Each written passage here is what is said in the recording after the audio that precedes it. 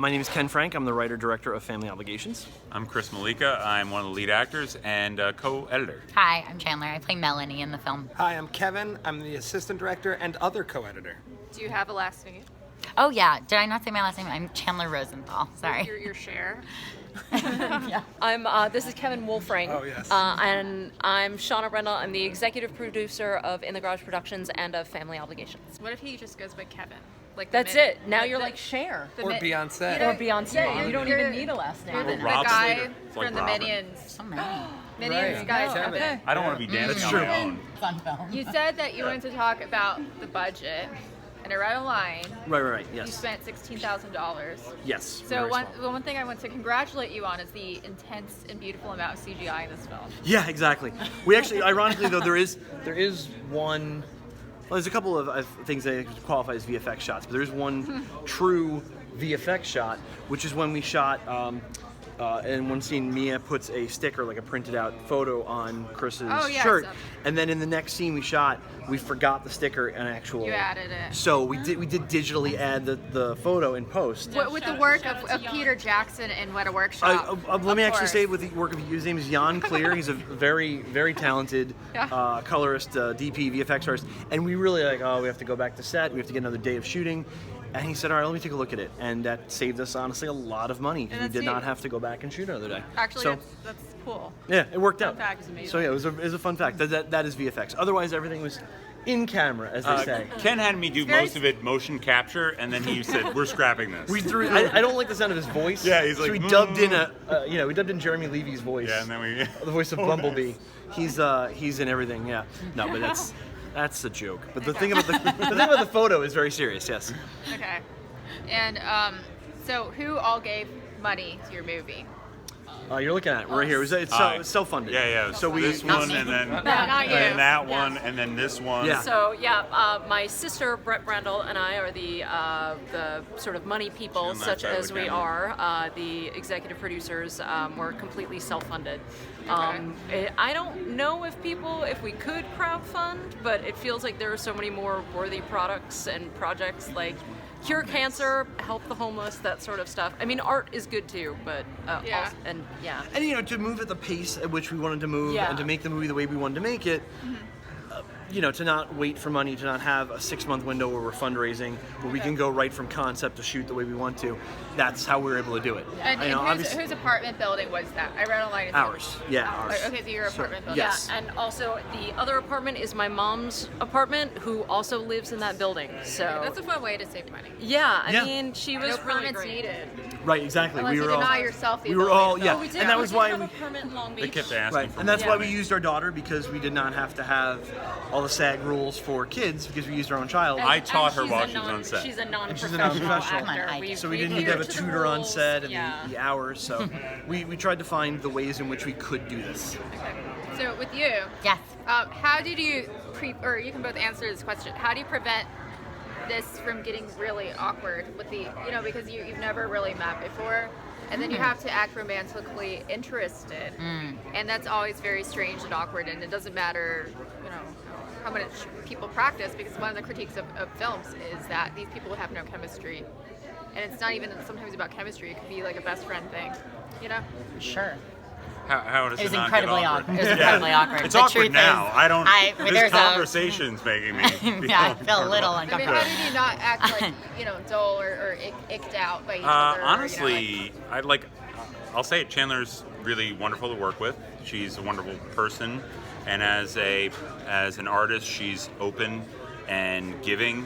So what made it easy was for both me as a performer doing whatever I do, and then as a character, all those, you're just lucky. You're lucky when that sort of kind of kismet happens. Yeah. And all those pieces came together, because I think just as people we enjoy each other. So that she signed off on it. I did. I want to make sure. Just in case. Yeah, but no, I it's mutual. think I think you get lucky, because I think there's a little bit of luck, and she's awesome. So Yeah. I never felt awkward for me. Yes, it also didn't feel awkward for me. I would Good to say, hear in that. fact, the truth comes out. I did not feel awkward. I think also our date scene or the date like segment of the movie was stretched over 2 really long scenes that we filmed all in one day, and that was one of my favorite days of shooting. It was so fun.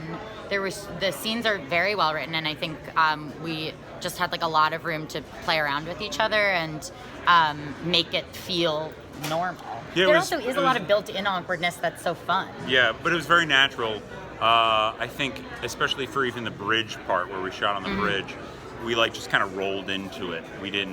It wasn't like start and then we had to be in this place. We kind of rambled our way into it, which is helpful sometimes when you get to be kind of playful into something. And relaxed. Yeah, and natural. Yeah. And I think it's nice it was a small set, so you weren't around a lot of people having to do this. It was, kind of like that day you guys were talking about, we shot the date scenes, it was just the 2 of you we were working with really the whole day. Yeah. We just went on a 12-hour date, essentially. Right, so Chandler and I went on a date a 12-hour date, and people happened to film it. That's just what happened. And you weren't doing scenes with other actors, so really could kind of focus on that. Yeah. How do you make a movie with your family not get a divorce? I mean, You're free to answer that. the way, Shawna can get I feel like that's counseling. That is a I feel like hard-hitting question. should we get a couch around here? Because I feel like that's a couch question. It's not just not get a divorce because directors and actors, they might not always agree, but if we had a problem with Chris, we knew we were still going to see him at Christmas, and if Ken and I had a problem, it's, we would go home and, it's setting boundaries and then running all over those boundaries and then being okay with saying sorry, like I'm sorry I went too wild there, or like it's trying really hard to know what everyone's role is supposed to be, but also being able to help because you need to get it done. Did you ever like stop when this was being written and say this doesn't sound realistic? Because I know the whole point of the movie is like, to be realistic. And I'm serious, like correct things that didn't sound. So that's where I'm really lucky because I get to do the spreadsheets, which is really fun for me, but I'm surrounded by really talented writers. Like Ken and Chris they wrote our first feature together. So I knew that Ken is an incredible, I've always known since I'm like 14 that Ken is an incredible writer. Because, people can be good writers, but it's hard to make things sound natural, and the goal of this movie is that it's natural. Yeah. So that's what I never have that problem. Everything, because I know him, everything he writes sounds really real to me. I don't know if I would be the best judge of that, but I know that anything I don't catch, Chris is going to catch, or Kevin's going to catch, or Ken's going to go back and catch. Did you two change any of the lines in this film at all, like when you're filming, to make it conversation. Ken was very open to like us working out what felt natural, or we did a table read before we shot, and after the table read, I did a quick pass through for dialogue just to kind of bring things into people's voice a little more. So you'd hear it and you'd say, "Oh, I think this will be a little more natural this way." And then, like you said, on set, I think we had the freedom to say, definitely. Yeah, we were like the movie was like a living thing because it was all so close together. We shot it in such a short amount of time that within the process of it, it was like, this feels more natural for the character here, and Ken was really open the entire time.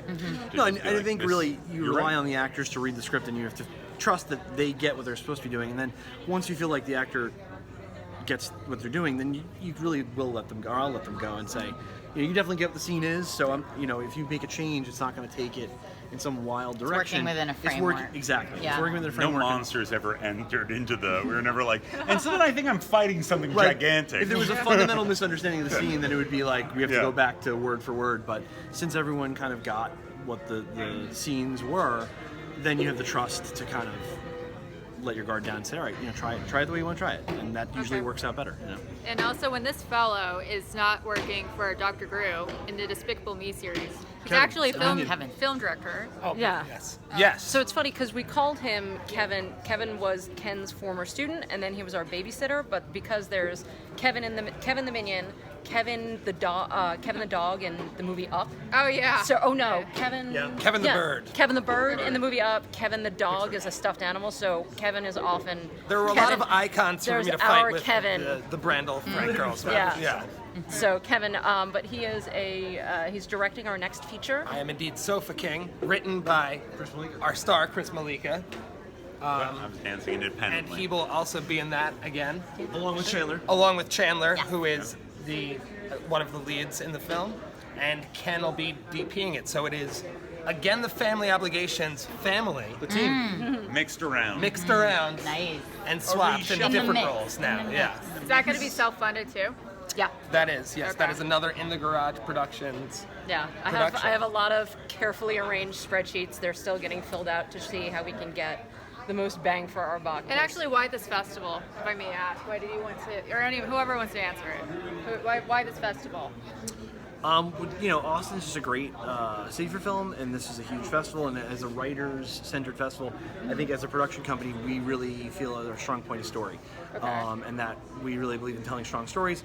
We are small, we are low budget, but I think that we really center on story and performance, about giving actors great pieces to work with, telling strong stories, and then if you put that on screen, like even as we joke about like CGI and stuff, I think that carries further than visual spectacle can.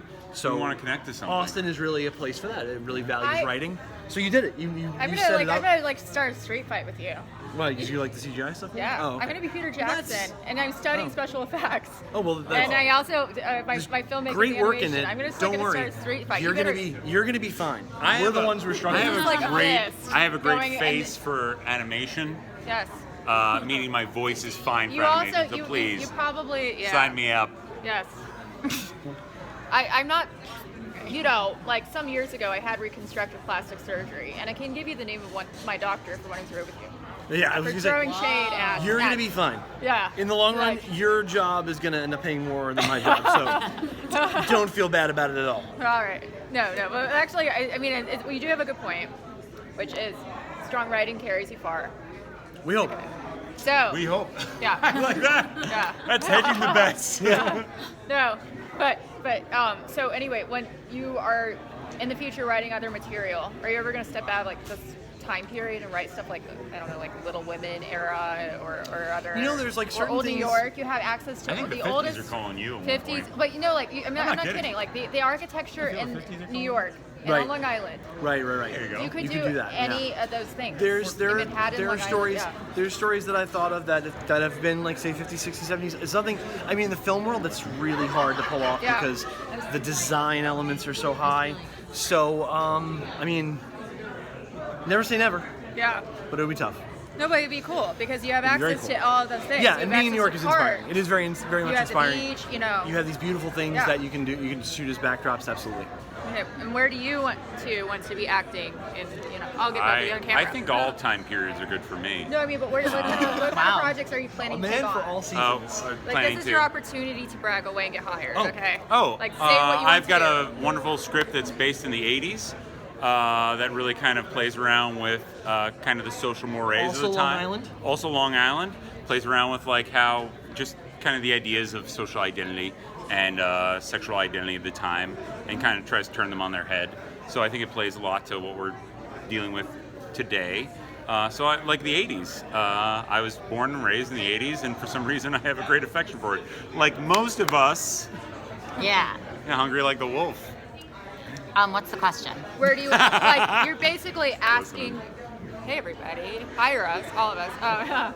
You're asking people to hire you. Like this Oh. is the actual opportunity. It's What's gonna your be pitch? everywhere. Yeah. Like Oh, what, hire me. Where are people going to Uh, hire you? Like your ideal project. Well, truly, I'm open to everything. I mean, I love theater. I love film. I'm Like, really what types of interested in movies do you voice want? acting. Honestly, that's a hard question for me to answer on the spot. I'm pretty much down for anything. I would Okay. say, yeah, I'm pretty much down. I'm pretty much down for everything officially. Okay. Yeah. You don't have any Pretty projects much. coming up that you like? Yeah, no, I do. I mean, I'm going to be working with this whole team on Sofa King. We're Okay. filming at the end of November. I'm really, really excited for that. And then I'm working on an independent short that a friend and I were working with, like a writer director. You're gonna write team. anything yourself? I don't write. I'm a little scared of writing, but maybe in the future. You'll Right. get to it. We'll need get, to I'll write. maybe get to it. For now, I pay people to write for me, which I did for a play back earlier this year, and we'll be doing in December. Write something.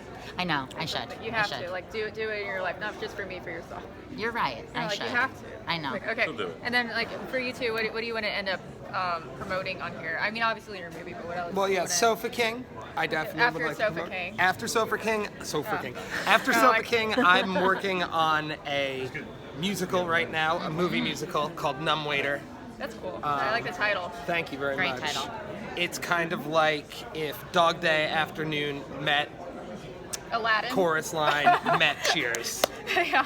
That sounds like the best movie Yes. Talk to Beats a lot. And he's a super quadruple threat because you're writing the music for it. I am writing the music for it. And as the well. story, Yeah. And yeah. the lyrics. Yeah. And I'll direct it. Okay. Yeah. And what anything else? I'm just gonna watch what all these people are doing. Okay. Yeah. Hire Chris and Chandler. Hire Chris and Chandler and Ken and Kevin and watch the mix and We won't be awkward. We won't be awkward. We know how to not be awkward. Okay, is your movie gonna end up anywhere else? Just like that. After this festival, like, or is it gonna end up this, like on a DVD somewhere? Sure, like, so if it's we're buried- distributed. I'm kidding. Like, no, I hope you no, get, it's distributed by Proven Entertainment, okay. so it's available on Amazon now. It's gonna be on like HBO or. Well, we're going to be Netflix. going to more streaming platforms. I know that we should be on like Roku and Tubi relatively soon. There should be an iTunes release at some point, but we're on Amazon now. And it'll be, we're wrapping up festivals in December. So once festivals are done, it'll probably be more widely available because it'll be Okay. off screens. Amazon Prime is always. And we're on Amazon Prime now, yeah. I mean. Or it's already up on Amazon Prime, so you Okay. can find it there right now. Well, you already had the token of success, which is people who are not related to watched your movie.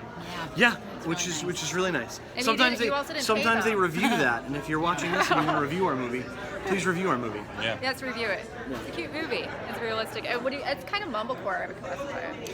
There's been some comparison to that. There's I think a realism to it, and there's an awkwardness and a kind of a smallness to the world that I think fits with that label. Yeah, absolutely. So you want like. Does everyone want to say bye? Oh, sure. Hey, thanks so much. Bye. Thank you. It's been awful.